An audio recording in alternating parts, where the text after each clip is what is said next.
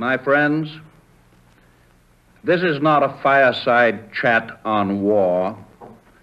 It is a talk on national security, because the nub of the whole purpose of your president is to keep you now and your children later and your grandchildren much later out of a last-ditch war for the preservation of American independence and all of the things that American independence means to you and to me and to ours. Tonight, in the presence of a world crisis, my mind goes back 8 years to a night in the midst of a domestic crisis. It was a time when the wheels of American industry were grinding to a full stop, when the whole banking system of our country had ceased to function. I well remember that while I sat in my study in the White House, preparing to talk with the people of the United States, I had before my eyes the picture of all those Americans with whom I was talking.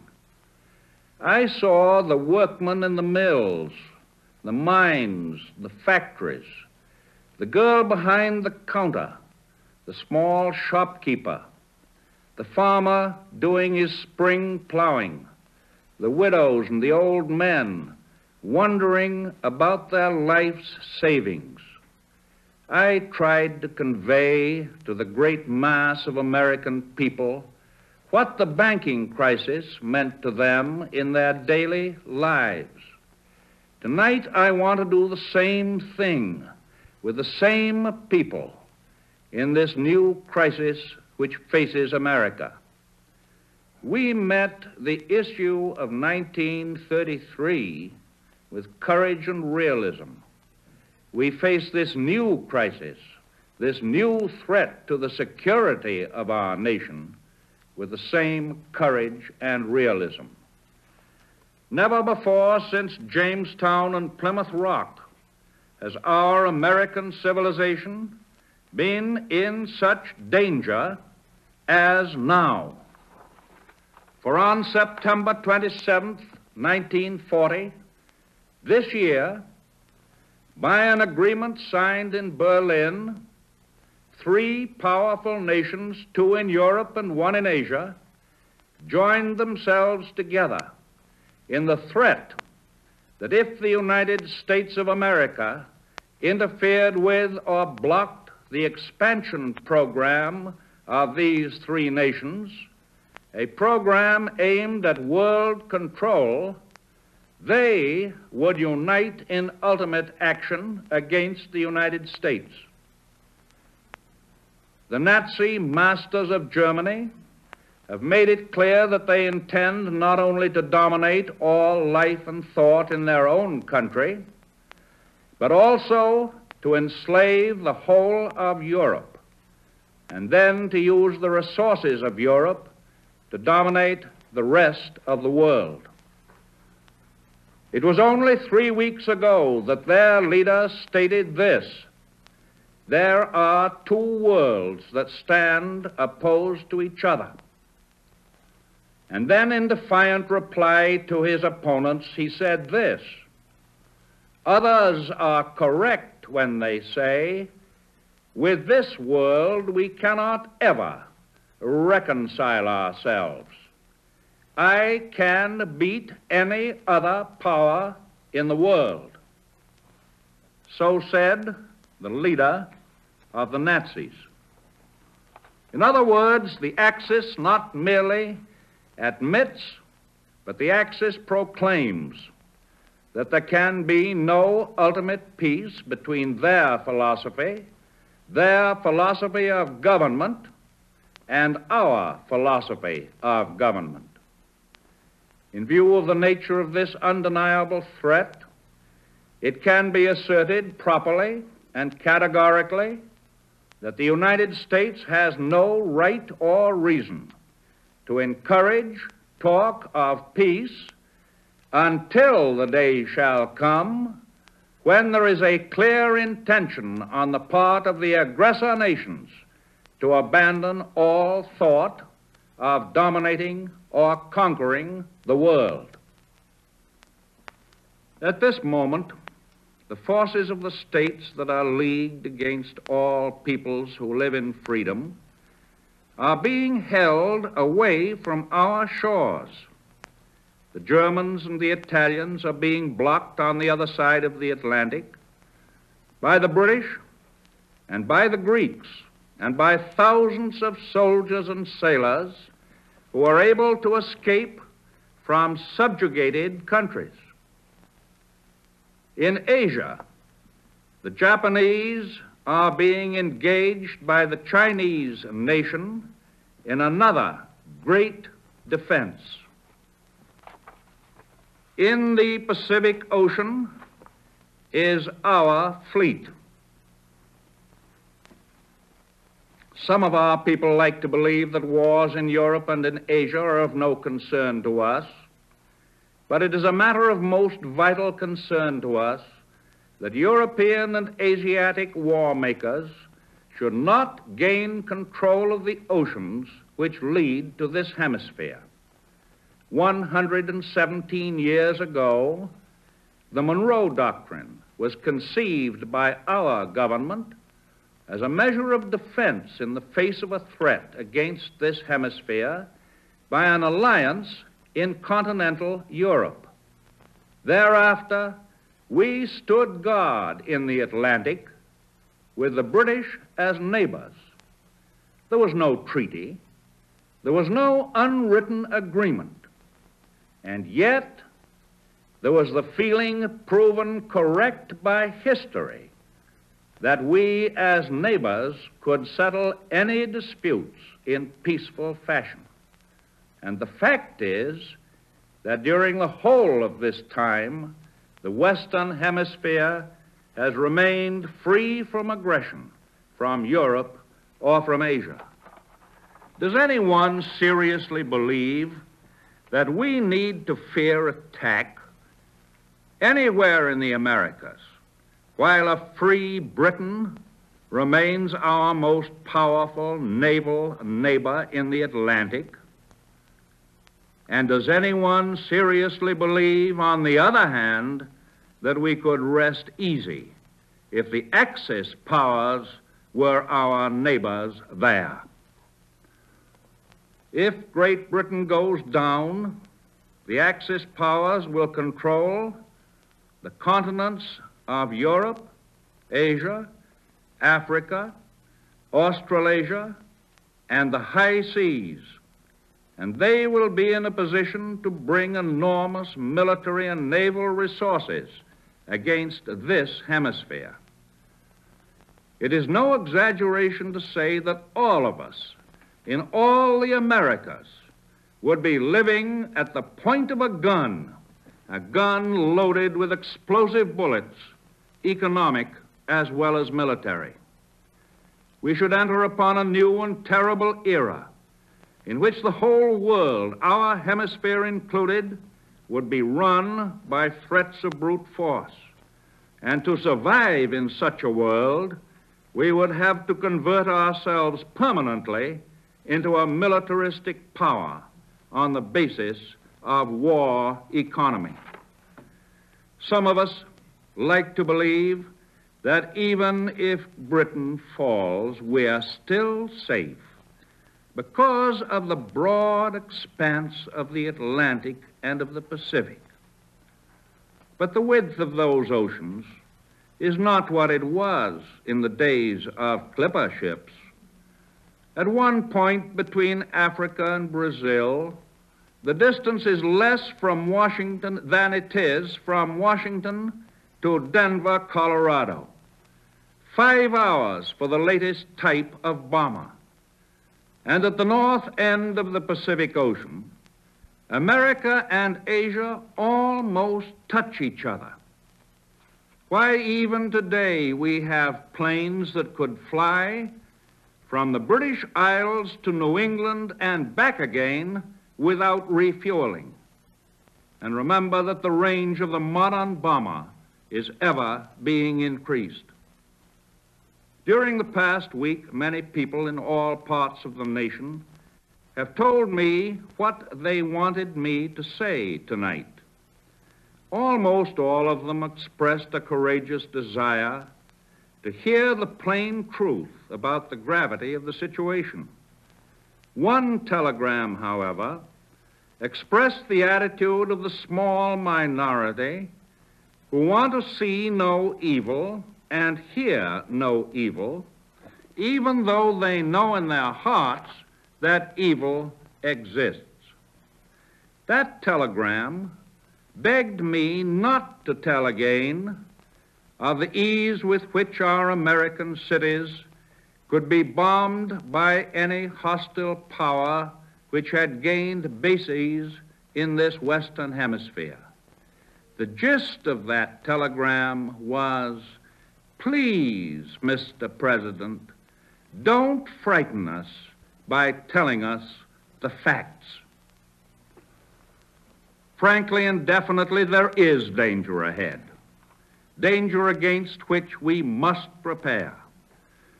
But we well know that we cannot escape danger or the fear of danger by crawling into bed and pulling the covers over our heads. Some nations of Europe were bound by solemn non-intervention pacts with Germany. Other nations were assured by Germany that they need never fear invasion.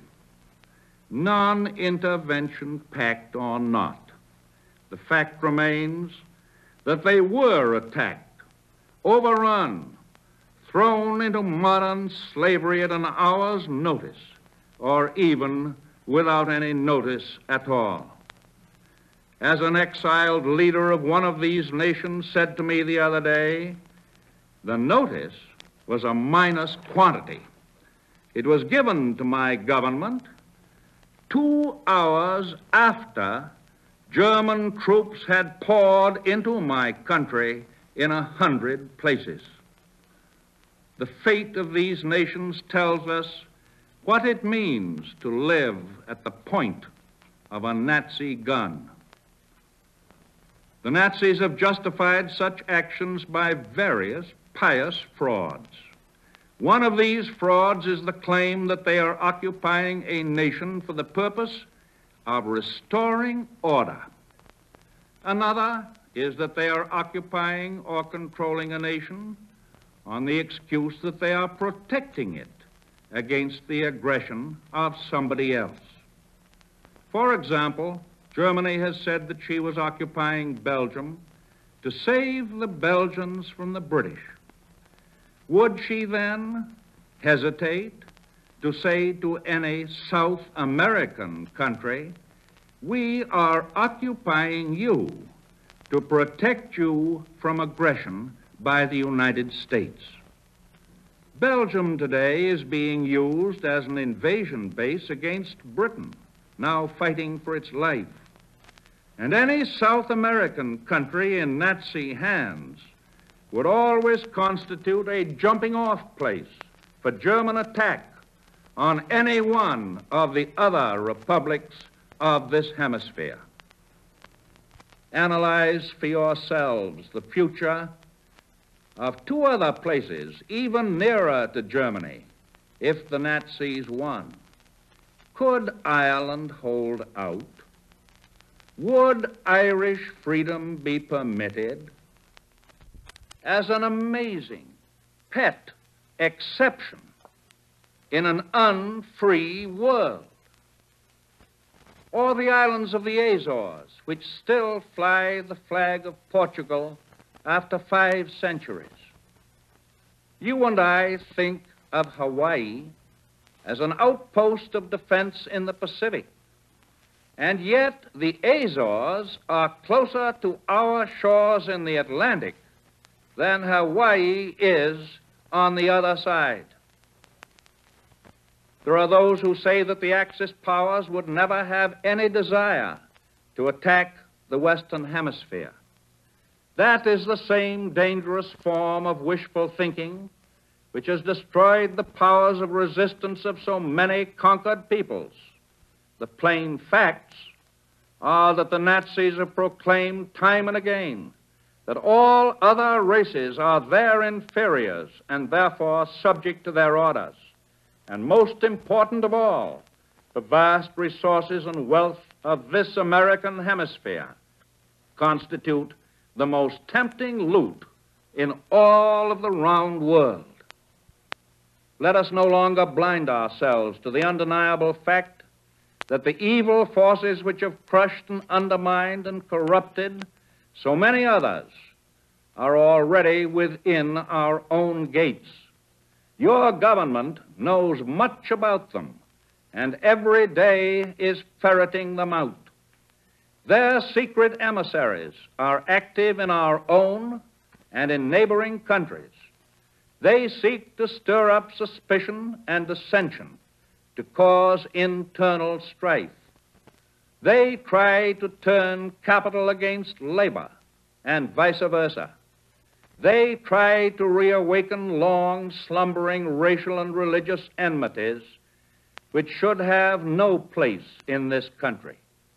They are active in every group that promotes intolerance. They exploit for their own ends our own natural abhorrence of war. These trouble breeders have but one purpose. It is to divide our people, to divide them into hostile groups, and to destroy our unity and shatter our will to defend ourselves. There are also American citizens, many of them in high places, who unwittingly, in most cases, are aiding and abetting the work of these agents. I do not charge these American citizens with being foreign agents, but I do charge them with doing exactly the kind of work that the dictators want done in the United States. These people not only believe that we can save our own skins by shutting our eyes to the fate of other nations. Some of them go much further than that. They say that we can and should become the friends and even the partners of the Axis powers. Some of them even suggest that we should imitate the methods of the dictatorships. But Americans never can and never will do that. The experience of the past 2 years has proven beyond doubt that no nation can appease the Nazis. No man can tame a tiger into a kitten by stroking it. There can be no appeasement with ruthlessness. There can be no reasoning with an incendiary bomb. We know now that a nation can have peace with the Nazis only at the price of total surrender. Even the people of Italy have been forced to become accomplices of the Nazis, but at this moment, they do not know how soon they will be embraced to death by their allies. The American appeasers ignore the warning to be found in the fate of Austria, Czechoslovakia, Poland, Norway, Belgium, the Netherlands, Denmark, and France. They tell you that the Axis powers are going to win anyway, that all of this bloodshed in the world could be saved, that the United States might just as well throw its influence into the scale of a dictated peace and get the best out of it that we can. They call it a negotiated peace. Nonsense. Is it a negotiated peace if a gang of outlaws surrounds your community and on threat of extermination makes you pay tribute to save your own skins? For such a dictated peace would be no peace at all. It would be only another armistice, leading to the most gigantic armament race and the most devastating trade wars in all history. And in these contests, the Americas would offer the only real resistance to the Axis power. With all their vaunted efficiency, with all their parade of pious purpose in this war, there are still in their background the concentration camp and the servants of God in chains. The history of recent years proves that the shootings and the chains and the concentration camps are not simply the transient tools, but the very altars of modern dictatorships. They may talk of a new order in the world, but what they have in mind is only a revival of the oldest and the worst tyranny. In that, there is no liberty, no religion, no hope. The proposed new order is the very opposite of a United States of Europe or a United States of Asia. It is not a government based upon the consent of the governed. It is not a union of ordinary, self-respecting men and women to protect themselves and their freedom and their dignity from oppression. It is an unholy alliance of power and pelf to dominate and to enslave the human race. The British people and their allies today are conducting an active war against this unholy alliance. Our own future security is greatly dependent on the outcome of that fight. Our ability to keep out of war is going to be affected by that outcome. Thinking in terms of today and tomorrow, I make the direct statement to the American people that there is far less chance of the United States getting into war if we do all we can now to support the nations defending themselves against attack by the Axis than if we acquiesce in their defeat, submit tamely to an Axis victory, and wait our turn to be the object of attack in another war later on. If we are to be completely honest with ourselves, we must admit that there is risk in any course we may take. But I deeply believe that the great majority of our people agree that the course that I advocate involves the least risk now and the greatest hope for world peace in the future. The people of Europe who are defending themselves do not ask us to do their fighting. They ask us for the implements of war, the planes, the tanks, the guns, the freighters, which will enable them to fight for their liberty and for our security. Emphatically, we must get these weapons to them.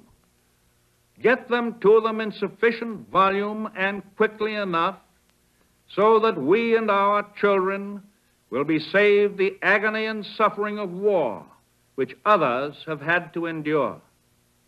Let not the defeatists tell us that it is too late. It will never be earlier. Tomorrow will be later than today. Certain facts are self-evident.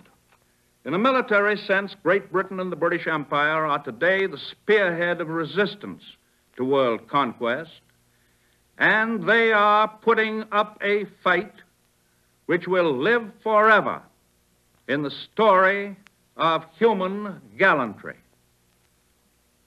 There is no demand for sending an American expeditionary force outside our own borders. There is no intention by any member of your government to send such a force. You can, therefore, nail any talk about sending armies to Europe as deliberate untruth. Our national policy is not directed toward war. Its sole purpose is to keep war away from our country and away from our people. Democracy's fight against world conquest is being greatly aided and must be more greatly aided by the rearmament of the United States and by sending every ounce and every ton of munitions and supplies that we can possibly spare to help the defenders who are in the front lines. And it is no more unneutral for us to do that than it is for Sweden, Russia, and other nations near Germany to send steel and ore and oil and other war materials into Germany every day in the week. We are planning our own defense with the utmost urgency, and in its vast scale we must integrate the war needs of Britain and the other free nations which are resisting aggression. This is not a matter of sentiment or of controversial personal opinion. It is a matter of realistic, practical military policy based on the advice of our military experts who are in close touch with existing warfare. These military and naval experts and the members of the Congress and the administration have a single-minded purpose: the defense of the United States. This nation is making a great effort to produce everything that is necessary in this emergency and with all possible speed. And this great effort requires great sacrifice. I would ask no one to defend a democracy which in turn would not defend everyone in the nation against want and privation. The strength of this nation shall not be diluted by the failure of the government to protect the economic well-being of its citizens. If our capacity to produce is limited by machines, it must ever be remembered that these machines are operated by the skill and the stamina of the workers. As the government is determined to protect the rights of the workers, so the nation has a right to expect that the men who man the machines will discharge their full responsibilities to the urgent needs of defense. The worker possesses the same human dignity and is entitled to the same security of position as the engineer or the manager or the owner. For the workers provide the human power that turns out the destroyers and the planes and the tanks. The nation expects our defense industries to continue operation without interruption by strikes or lockouts. It expects and insists that management and workers will reconcile their differences by voluntary or legal means to continue to produce the supplies that are so sorely needed. And on the economic side of our great defense program, we are, as you know, bending every effort to maintain stability of prices, and with that, the stability of the cost of living. 9 days ago, I announced the setting up of a more effective organization to direct our gigantic efforts to increase the production of munitions. The appropriation of vast sums of money and a well-coordinated executive direction of our defense efforts are not in themselves enough. Guns, planes, ships, and many other things have to be built in the factories and the arsenals of America. They have to be produced by workers and managers and engineers with the aid of machines which in turn have to be built by hundreds of thousands of workers throughout the land. In this great work, there has been splendid cooperation between the government and industry and labor, and I am very thankful. American industrial genius, unmatched throughout all the world in the solution of production problems, has been called upon to bring its resources and its talents into action. Manufacturers of watches, of farm implements, of linotypes and cash registers, and automobiles and sewing machines and lawn mowers and locomotives are now making fuses and bomb-packing crates and telescope mounts and shells and pistols and tanks. But all of our present efforts are not enough. We must have more ships, more guns, more planes, more of everything. And this can be accomplished only if we discard the notion of business as usual.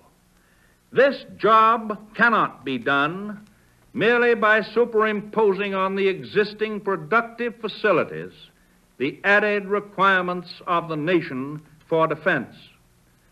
Our defense efforts must not be blocked by those who fear the future consequences of surplus plant capacity. The possible consequences of failure of our defense efforts now are much more to be feared. And after the present needs of our defense are past, a proper handling of the country's peacetime needs will require all of the new productive capacity, if not still more.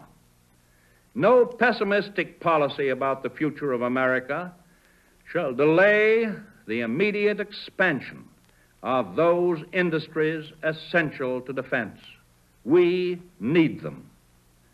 I want to make it clear that it is the purpose of the nation to build now with all possible speed every machine, every arsenal, every factory that we need to manufacture our defense material.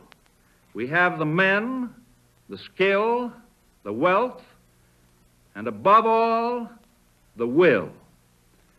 I am confident that if and when production of consumer or luxury goods in certain industries requires the use of machines and raw materials that are essential for defense purposes, then such production must yield and will gladly yield to our primary and compelling purpose.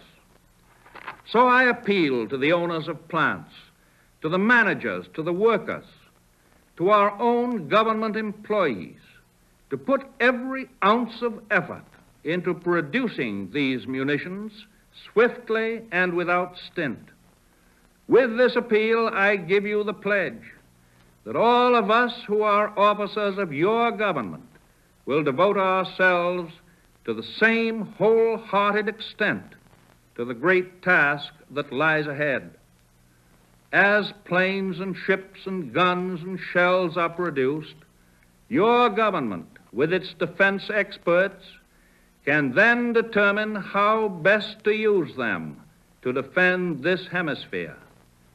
The decision as to how much shall be sent abroad and how much shall remain at home must be made on the basis of our overall military necessities.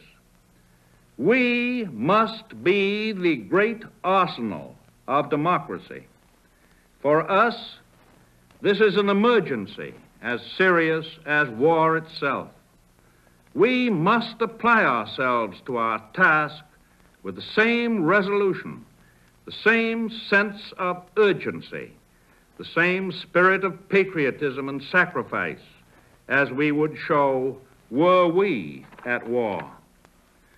We have furnished the British great material support, and we will furnish far more in the future. There will be no bottlenecks in our determination to aid Great Britain. No dictator, no combination of dictators will weaken that determination by threats of how they will construe that determination. The British have received invaluable military support from the heroic Greek army and from the forces of all the governments in exile. Their strength is growing. It is the strength of men and women who value their freedom more highly than they value their lives. I believe that the Axis powers are not going to win this war. I base that belief on the latest and best of